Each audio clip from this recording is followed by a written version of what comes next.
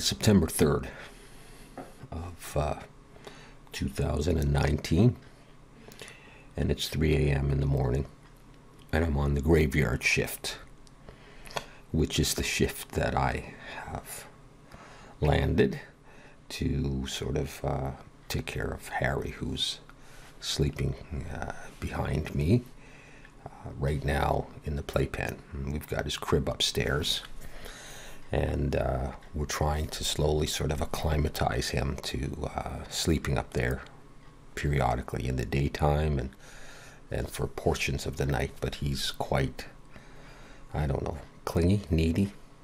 I don't know what the word is exactly. At just over 7 months old, and we're out here in pretty much Miramichi, New Brunswick, Atlantic, Canada. It's been a crazy last number of years. I mean, first of all, it's the morning of the first day back to school, and I retired in I guess it's June of 2017, and I never stopped working. I mean, shortly thereafter, we were living in London in a house, and I finished teaching, and within a few days after that, we had sold our house and packed our Jeep up, as the Moncton song says, and towed that U-Haul, and we drove out to Moncton, New Brunswick. We had just found out that Deanie was pregnant with Lily, and we moved to Moncton. And then in that January, Lily was born. I feel like I'm off by a year. 2017. January 12th, 2017. So did I finish in 2016? Maybe. It's a blur. It's a bit of a blur. Because I remember on January the 11th, I had been up very late. Deanie and I had both been up late. We, you know, had our hobbies and stuff. I was still recording and writing songs. And then Deanie told me that, you know, it was time to go to the hospital. And so we did. And then it was never the same since then. You know, Lily was born. And it was all the stuff that's involved with a newborn. And for us, it was a new experience. And I was, you know, a bit older. And then we lived in Moncton for that 1 year. And then, you know, Lily was just, I don't know, similar to Harry's age now, 6, 7 months. And then we moved to a farmhouse out in the middle of nowhere in St. Paul, New Brunswick. And if you ever look that up on the internet, I don't know why you would, and looked at a street view, you would see it's mostly countryside. You know, and we survived by chopping wood. And there was one little grocery store in there, and anyways. And Lily spent her first, you know, well, spent another year there. Maybe her year 2 or whatever, part of year 2. And part of year 1. And that was quite the experience for us. We thought we were really interested in that kind of life, and we found it was very tough. We were very isolated. And then we moved to another place close to Miramichi, but not in Miramichi, maybe half an hour away. A little village, but at least this village where we live now had a nice house that we could rent, and a Tim Hortons and a good grocery store, and Service New Brunswick, and medical stuff, drugstore, you know, that kind of stuff. And we could still make a drive to the city, if you call Miramichi a city. I guess it is. You know, it's got a Walmart and a Staples and a dollar store and the basic stuff that you would need to feel like you're still connected to society. And that's been an issue, I think, for both of us, feeling very, very disconnected from society. But we've survived here, and it's been tough. It's just the two of us. And we now have Harry, who is now crawling and standing and babbling. And we're seeing some frustration in Lily when she's not getting as much attention as she used to, because she was the queen. And she still is, of course. But it's hard, and Dee needs the rest at times. And I carry the load, and at times I need to rest. And she carries the load. And even with the two of us, and with the two of them, and the three dogs, and the isolation, it's tough. But I mean, it's all worth it, and it's rewarding in its own way, and it's exhausting, and it's frustrating. It's all the many things that you guys who are my age or even younger with kids know about. And so our plans change periodically, but we had thought that we were going to move to St. John. We need to get to the city. We've got to get to the city, because we're going a little stir crazy. I think of that Jack Nicholson movie, The Shining. It's not quite like that, but feels like that sometimes. I think we've decided that we're going to move to Moncton. We're familiar with Moncton. We like it. It's not as crazy as big city, but it's far more, whatever the word is, busy than what we've had in the past while.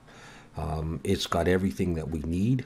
Housing prices are decent. It's got a lot of schools, and it's got shopping malls, and Best Buy, and Costco, and Walmart, and all of that.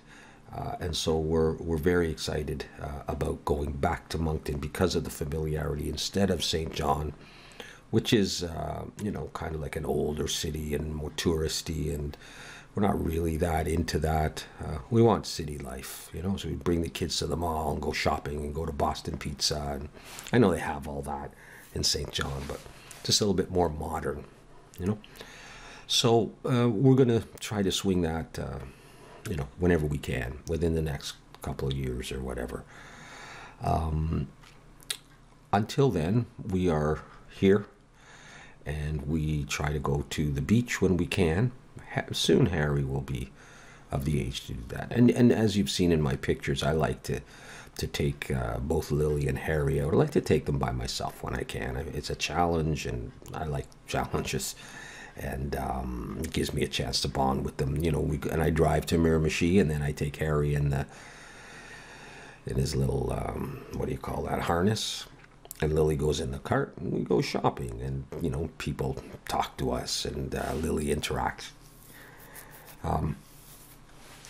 But yeah, I mean, while the weather is decent, I tend to take Lily and the dogs to one of the beaches, if you can call them that, in the area. And you've seen pictures of that and videos of that. And, just to get out of the house and, do something. There's playgrounds around here, so often we'll take Lily or we'll go. We almost always go for a drive every day. Deanie and me and Harry and Lily, just to get out of the house. And maybe to get a coffee at Tim Hortons, or we bring our own coffee and we drive around the countryside. We know this area like the back of our hands now. And we have our spots that we like to go and sit, and Lily will walk around, look at nature, or go to a playground. And then there's some, big beaches that I haven't had a chance to go to because of Harry now. But by next summer, he'll be close to Lily's age, when I used to take her to that Malpac beach, and you saw the pictures of that last summer. So we're looking forward to that when he is through his newborn-ish phase and a little more independent, sleeping in his own room, and really coming into his own. There are a couple of daycares here. I'm not sure if I qualify for financial assistance because I'm not working. I have a feeling I don't. I think you have to be working. But otherwise, they're relatively inexpensive. And I think Lily could really use the socialization and just to break away from us a little bit and be a little bit more independent. Although it is a bit heartbreaking to let her go, you know. But anyways, so we're looking at that for this coming sort of school year. I still have nightmares about teaching every night. Every night I dream about teaching. I don't know if they're nightmares, but dreams anyhow. And it's a really weird feeling to know that school's about to start. I mean, I'd be getting up in a couple hours and going into Central, and I'm not. And so I've tried to keep busy by doing the 3D videos. I mean, I don't just do 3D, I end up teaching. What do I know? I don't know very much. I know a little bit more than beginners. And that's the way teaching always was with me anyhow. I'm not a smart guy. I knew a little bit more than the students, and so I'd lead them on. Eventually they go off to medical school. I can't tell you how many reference letters I've written for these guys to get into places that I never got into. You know, and they go on and they're successful and happy, and I'm here. But that's my job. And so that's a little bit about what our plans are and where we're at now. It's an isolating life, although there are people, but not that many. Not young. Not that I'm young anyhow, but it's what we do, and it's okay. It's all right. It has its dark sides, and you know, when the sun is shining and we got our plans and things are going okay, we feel pretty optimistic. I still get people, you know, every day writing me about the music that I've got on YouTube, and I appreciate that. I write to everybody. Respond to every comment. I've been terrible with Facebook these days. I keep posting because I know that some of you are following that. I do appreciate that. But I'm busy. I still find time in my graveyard shift. Every night I do a Blender tutorial video. Almost every night. I've got over 400 videos now. I have to keep busy that way. I wanted to talk about music, and I'll come back to that if I can. But Facebook, I've just been putting stuff there, and I apologize for not writing you guys back, and I thank you for comments or likes or whatever, or just interest in us. But yeah, I have to keep busy doing something, and I am. But, you know, the music, you know, the day the music died. Well, it's not dead, but it's buried for now. It's a bit painful for me to watch that stuff because I can't do it. You know, it's like you can't touch this. So, but periodically, someone will write me a comment about one of my songs, and I'll go back and I'll watch it again and try to get that feeling that they had or that I had when I did it. And I'm very much looking forward to when the kids go to school. That'll open up a lot of time to grow in that, in music. I want to get back to that. And I still do enjoy the 3D graphic stuff. Hell, I wish I could be doing the Flash stuff for the science website. I still got kids coming and watching my science YouTube videos. A lot of them, teachers. But Zerobio, the website, is pretty much dead. All right, goodbye to that. But yeah, the music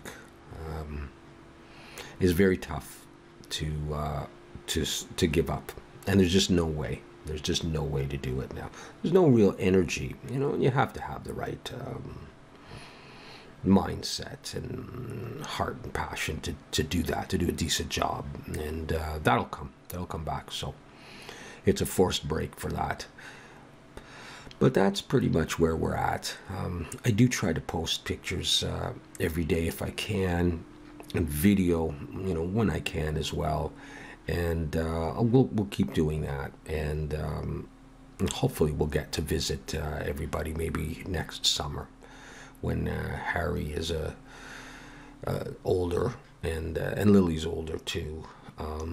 You know, we'll take a trip, I think, to Ottawa to see family, so everybody can meet their grandkids, and Lily can, you know, meet family.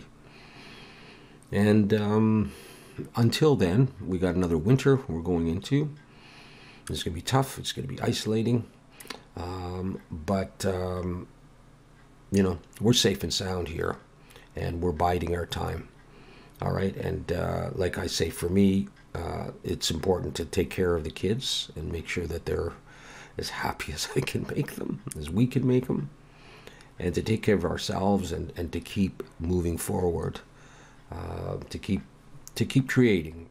It's the way I am. I was never a smart guy. I was never a really educated guy. I just wound up hearing Tom Jones, and that changed my life, as you know. And of course, you know, I had other, you know, musicians that influenced me, and you know, I never went very far with music. Just do what I can. And I love to sing, and I love to play, and I love to record, and you know, I'll get back to that. In the meantime, I found something else, which is the 3D graphics. It's not everybody's cup of tea, but I really do enjoy it, and I'm glad I can contribute. So I hear Harry in the background, so I'll sign off for now.